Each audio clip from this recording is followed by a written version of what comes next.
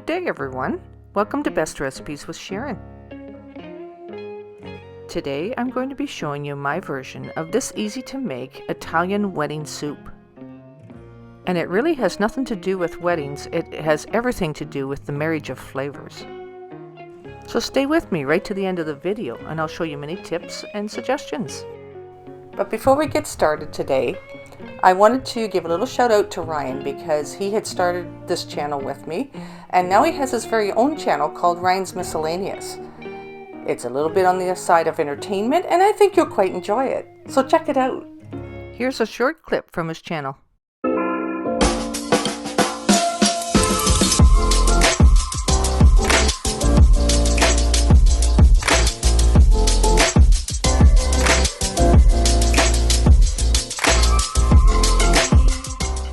Alright, so let's get back into the kitchen and make a nice hot pot of Italian wedding soup. This version is so easy and so delicious. So let's get right to making this. And the recipe amounts will be in the description below this video. So we'll start with about 6 cups of chicken broth, whether you buy it in the store or it's homemade. Turn your heat on high and you'll have this placed in a nice medium-sized pot. Then I take a nice handful of fresh spinach and chop it finely. I also take some baby carrots and chop them up.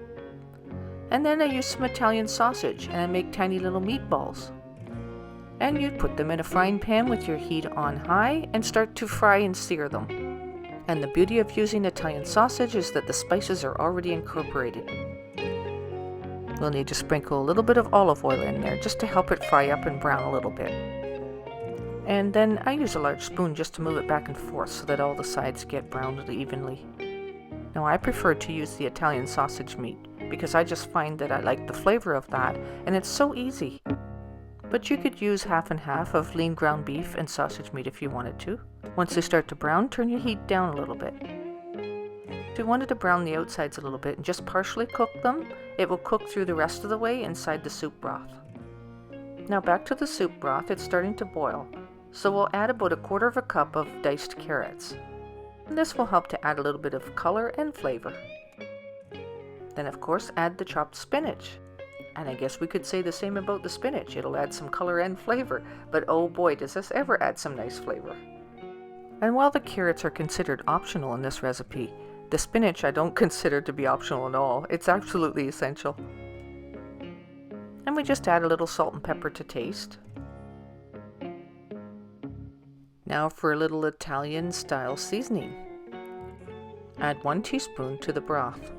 The Italian seasoning blend often has many spices and herbs in it like rosemary, thyme, marjoram, oregano, and basil. So I like using it because it's like a one-stop stop in the world of spices and herbs. And I'm really trying to keep this recipe as easy as possible. Now add your mini meatballs. So I turn the heat down to low and let it continue to simmer while we add a little bit of pasta. Need a small tiny pasta. Pastina is a very tiny one and it looks very star-like. I find this one very interesting. Another good one to use is Orzo pasta. It's more the size of rice. So it's a little bit bigger than the pastina. And if you can't decide which one to use, put in a little bit of both. So that's what I'm doing today. I put in about 1/4 cup of each. And by the way, this soup recipe is making enough for about maybe 2 or 3 bowls. And perhaps I should have told you that at the beginning of the video. But anyway, here we go.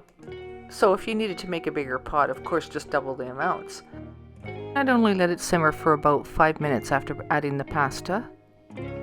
And turn it off and remove it from the heat. Let it rest for a couple of minutes and you're ready to serve. And here's a recipe for alternative meatballs. You could do 1/2 pound of ground beef, 1 egg, 2 teaspoons of Parmesan cheese, a 1/2 slice of bread that's chopped into crumbs, salt and pepper, and 2 teaspoons of Italian seasoning. And you just mix those into meatballs, fry them up like what we did with this, and do the same by adding it to the broth. You have it, lots of options. Now we're just spooning it into a bowl. As you can see, it will make nice size helpings, so it'll be for 2 or 3 people. And if you want to make it for a meal, you add lots of ingredients. If you wanted it to be an appetizer, you can cut back on some of them, so that's a little bit more soupy or watery. Just before serving, sprinkle a little bit of Parmesan cheese on top. And oh my goodness, now it's the taste test approval.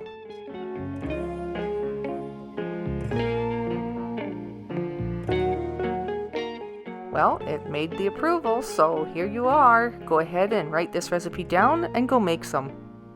And thanks so much for watching today's episode of Best Recipes with Sharon. And until next time, happy eating.